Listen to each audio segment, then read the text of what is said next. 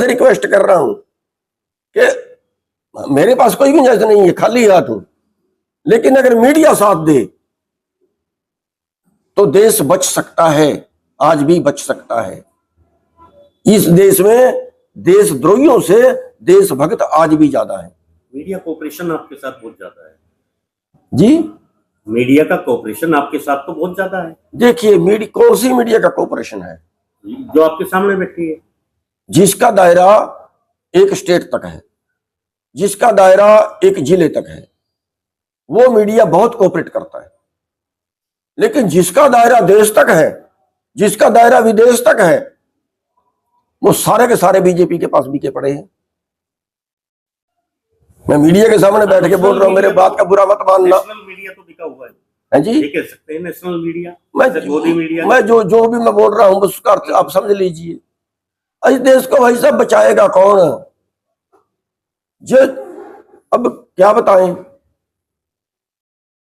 जिस आदमी के कई सौ सैकड़ों चैनल हैं, उस आदमी का भी 5,000 करोड़ माफ हुआ कि नहीं हुआ? राज्यसभा में हुआ ना, उसके पहले भी हुआ। 5,000 करोड़ तो एक बैंक ने किया। जनता की बात करेगा वो, उसका चैनल जनता की बात करेगा। अरे क्यों? मुकदमा दर्ज होना चाहिए, वो तो चैनल ही बंद होने चाहिए। जिस आदमी का 5,000 करोड़ सरकार सीधे तौर पे फायदा पहुंचा रही है, वो जनता की बात करेगा या उस पार्टी की बात करेगा? सैनी सरकार से कैसे जी खुश हो? सैनी सरकार से देखिए, सैनी अपने आप में शरीफ है, लेकिन नीतियां तो बीजेपी की अपनानी पड़ेगी ना। कारपोरेट का ही फायदा करना पड़ेगा ना। वोट के लिए चाहे हाथ पैर मार लें, लेकिन वास्तविकता तो ये है कि जो बीजेपी की नीतियां हैं, अपनी पार्टी की नीतियां ही माननी पड़ेंगी। और वो नीतियां ये हैं कि जो आम जनता है वो उसकी कोई अहमियत नहीं है, वो तो जिंदी रहनी चाहिए, बस उसको भीख पे जिंदा रखो। पहले भूख दो फिर भीख दो। एक राजा ने उदाहरण दिया था, उसने एक मुर्गा लिया, उस मुर्गे के पंख नोच दिए और फिर उस मुर्गे को छोड़ दिया।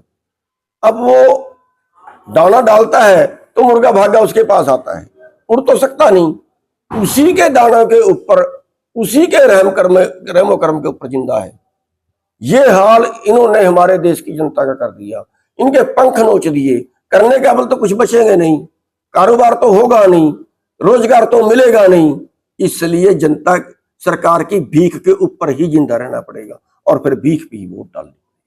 उसके बीच में नहीं था, मेरे को नहीं बुलाया गया उसमें, और बात कुछ हुई है, मेरे को क्लियर अभी तक ये नहीं पता है कि कहाँ पे सहमति बनी, क्या हुआ। तो ये है कि अगर कोई बच्चा गिरने से डर जाए, वो एक बार गिरा, 2 बार गिरा, 8 बार गिरा, और वो डर जाए कि नहीं मैं तो बार बार गिरता हूं, अब मैं नहीं उठूंगा, अब मैं नहीं चलूंगा, उम्र नहीं चल पाएगा।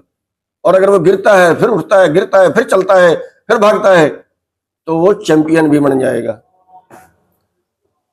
तो दूसरी बात, पंजाब में हमारा पंजाब के संगठनों ने विरोध किया था, ये एक बड़ा कारण था। पंजाब के ही किसान यूनियनों ने विरोध किया था।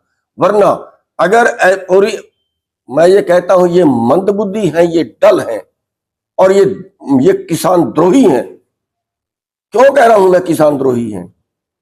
अगर पूरी एसकेएम उस वक्त ये फैसला करती कि पूरी एसकेएम पंजाब में जाएगी और पंजाब के जो लीडर हैं उनको चुनाव लड़वाएगी, पूरी एसकेएम जाके पंजाब में प्रचार करेगी, क्योंकि 750 किसान मरने के बाद भी हमारी बात नहीं मानी गई, हमारे पास कोई चारा नहीं, सब पार्टियों को झाड़ू मारो, भगाओ उनके सबको, तो मैं ये कहता हूं 100 सीट आती पंजाब में और फिर पंजाब में कुछ करके दिखाते। आज पूरा देश पंजाब मॉडल मांगता, लेकिन अपने पैर पे कुहाड़ी मारी है जो सारी उम्र इनके जख्म भर नहीं पाए।